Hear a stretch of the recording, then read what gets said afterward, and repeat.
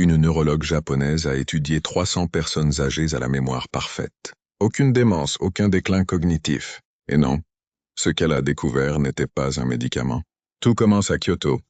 Entre 2011 et 2019, le docteur Hiroshi Tanaka observe des patients de plus de 80 ans. Lucides, précis, autonomes. Leur mémoire fonctionne encore comme une horloge. Ils se rappellent des noms, des dates, des conversations entières. Leur quotidien est intact. La neurologue cherche une explication logique. Elle pense d'abord à la génétique, puis à l'alimentation, à l'activité physique, au sommeil, mais rien ne colle vraiment. Les régimes alimentaires sont différents. Certains marchent tous les jours, d'autres presque jamais. Les habitudes de sommeil varient énormément. Un point commun finit pourtant par émerger, discret, presque banal. Chaque jour, ces personnes écrivent à la main, pas sur un écran, pas sur un clavier, avec un stylo sur du papier.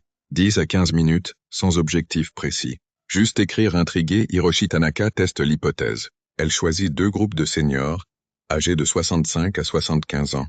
L'un écrit à la main, l'autre tape sur un clavier. 6 mois plus tard, la différence est nette. Ceux qui écrivent à la main se souviennent mieux, plus vite, plus longtemps. Les imageries cérébrales montrent pourquoi. L'écriture manuscrite active plusieurs zones du cerveau à la fois. Le mouvement, le langage, la mémoire, la concentration.